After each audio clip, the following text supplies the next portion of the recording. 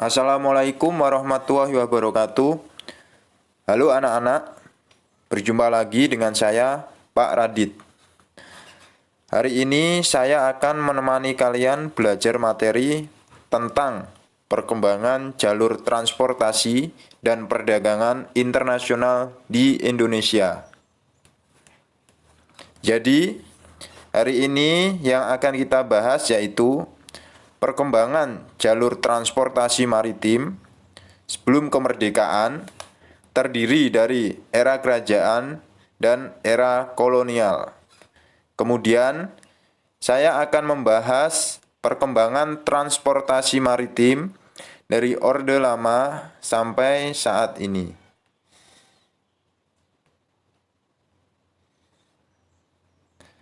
Yang pertama, kita akan membahas tentang jalur transportasi dan perdagangan era kerajaan. Yang akan kita bahas hari ini yaitu Kerajaan Sriwijaya. Pernah tidak kalian mendengar lagu Nenek Moyangku Seorang Pelaut? Ya benar, nenek moyang kita adalah seorang pelaut. Kerajaan Sriwijaya, kerajaan ini merupakan kerajaan maritim terbesar yang pernah ada di Indonesia. Pasukan Sriwijaya telah menjelajahi lautan Asia. Bukti bahwa pada saat itu Sriwijaya memiliki koneksi kuat terhadap bangsa-bangsa Asia lainnya. Jika dilihat di peta, Sriwijaya telah melakukan perjalanan menuju Kedah Malaysia, kemudian ke Chaya Thailand, ke Khmer Kamboja, ke Champa Vietnam, dan lain-lain. Ada beberapa faktor yang mendukung Sriwijaya menjadi negara maritim. Yang pertama, letaknya yang strategis. Sriwijaya terletak di perlintasan pelayaran Asia Selatan dan Timur. Hal ini mendorong para saudagar dari Asia untuk berlabuh di wilayah itu. Kemudian yang kedua, Sriwijaya menguasai dua jalur pelayaran penting di Nusantara, yaitu Selat Malaka dan Selat Sunda. Dengan demikian, Sriwijaya menjadi pusat perdagangan Asia Tenggara. Kemudian, Sriwijaya memiliki angkatan laut yang kuat dan besar. Jalur-jalur utama kegiatan pelayaran dan perdagangan dikontrol secara ketat. Lewat cara itu, kapal-kapal dagang dipaksa masuk dan berlabuh di Bandar Sriwijaya. Kemudian Sriwijaya menjalin perdagangan dengan India, Burma, Siam, Kamboja, Cina, Filipina, Arab, bahkan sampai di Afrika.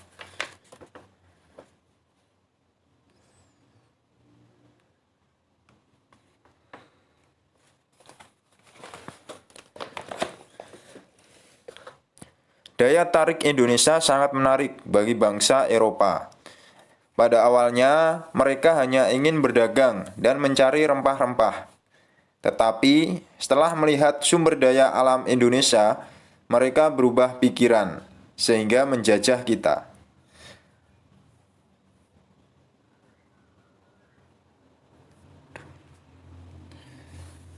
Berikut jalur perdagangan bangsa Eropa ke Indonesia. Yang pertama bisa dilihat garis warna hitam. Kita akan membahas Spanyol, rute perjalanan Spanyol menuju ke Indonesia. Tokoh pelayaran bangsa Spanyol diawali oleh Columbus. Dia berlayar dari Lisbon di Eropa ke arah barat, menyeberangi Samudra Atlantik. Kemudian menemukan benua Amerika pada tahun 1492. Perjalanan Columbus dilanjutkan Ferdinand Magalhães sampai di Kepulauan Masava yang sekarang dikenal sebagai negara Filipina. Kemudian melanjutkan perjalanan ke arah selatan dan tiba di Maluku pada tahun 1522. Kemudian bisa dilihat garis warna merah. Perjalanan Portugal dimulai dari Lisabon, kemudian sampai pantai barat Afrika, kemudian sampai di Semenanjung Harapan Afrika, kemudian menuju ke arah timur sampai ke India, kemudian sampai di Selat Malaka. Yang terakhir kita akan membahas perjalanan bangsa Belanda menuju Indonesia.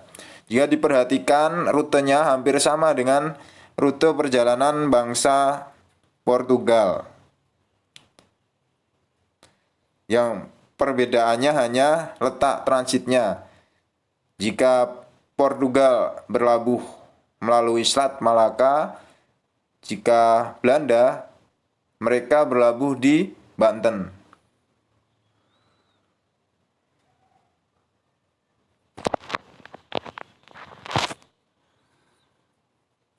Kemudian kita akan membahas perkembangan maritim pada era Orde Lama 1945 sampai 1965.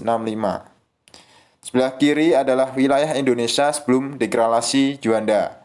Dan sebelah kanan adalah wilayah Indonesia setelah deklarasi Juanda. Wilayah Indonesia mengacu pada deklarasi sebelum Juanda dulu kita akan bahas. Sebelum deklarasi Juanda, wilayah Indonesia mengacu pada peraturan Belanda. Territorial Zee and Maritime Krijgen Ordinance atau TZMKO 1939. Dalam peraturan ini, dalam peraturan Hindia Belanda ini, pulau-pulau di Nusantara dipisahkan oleh lautan di sekelilingnya, dan setiap pulau hanya memiliki laut sejauh 3 mil dari garis pantai.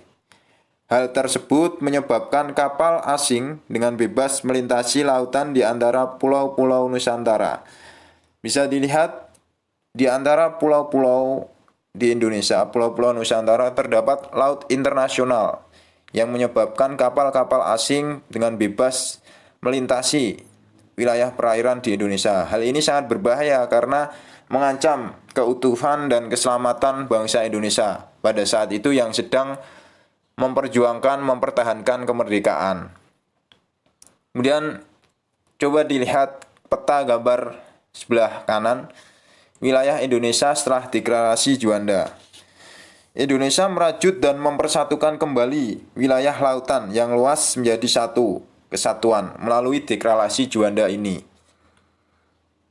Melalui Perdana Menteri Juanda Kartawijaya pada tahun 1957, Indonesia menyatakan kepada dunia bahwa lautan sekitar, di antara, dan di dalam kepulauan Indonesia menjadi satu kesatuan dalam wilayah NKRI.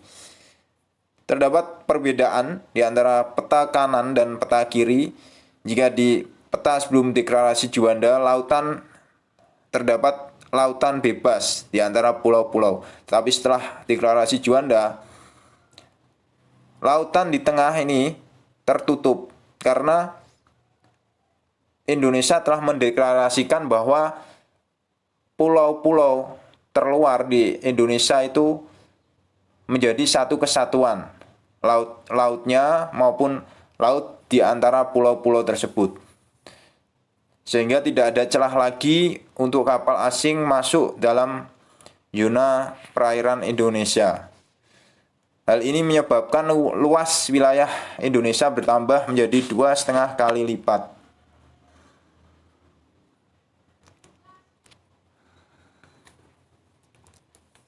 Kemudian kita akan membahas era Orde Baru 1966 sampai 1998. Pada era Orde Baru, kondisi maritim Indonesia tidak mengalami perkembangan karena pemerintah lebih mengutamakan pembangunan daratan. Pada masa ini, terdapat konvensi hukum laut penting bagi Indonesia yaitu UNCLOS 1982. Di antara isinya yaitu mengatur laut teritorial. Laut teritorial diatur lebih dari 12 mil laut dari garis pangkal pulau. Batas kedaulatan penuh atas udara, dasar laut, dan tanah di bawahnya. Batas teritorial dengan negara tetangga Indonesia berbatasan dengan Malaysia dan Singapura. Kemudian UNCLOS juga mengatur zona ekonomi eksklusif atau YEE.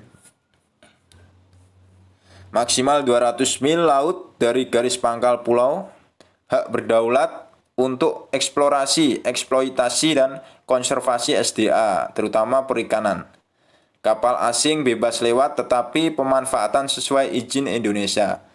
Batas YEE dengan negara tetangga yaitu Filipina dan Australia. Kemudian UNCLOS juga mengatur tentang landas kontinen. Maksimal 200 mil laut dari garis pangkal pulau berupa dasar laut dan tanah di luar laut teritorial. Landas kontinen ini Indonesia berbatasan dengan negara tetangga yaitu India, Thailand, Malaysia, Vietnam, Australia, dan Papua Nugini. Kemudian era saat ini. Pada era ini pembangunan bidang maritim disebut poros maritim dengan program unggulannya tol laut.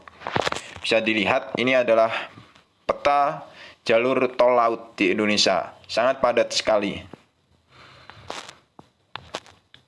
Nah, tujuan tol laut berfungsi untuk menghubungkan pelabuhan besar ke seluruh pelosok Indonesia.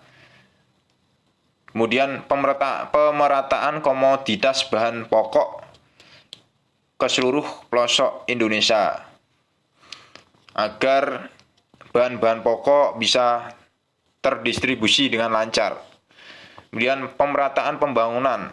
Kita tahu pembangunan kita itu masih condong ke Pulau Jawa. Nah, dengan adanya tol laut ini, diharapkan pembangunan di seluruh pulau di Indonesia bisa merata. Kemudian mengurangi disparitas harga, agar harga-harga kebutuhan pokok bisa sama rata dan tidak terlalu jauh perbandingannya. Kemudian menarik minat investor. Oke, sekian dari penyampaian materi dari saya. Kurang lebihnya saya mohon maaf. Sekian, terima kasih. Wassalamualaikum warahmatullahi wabarakatuh.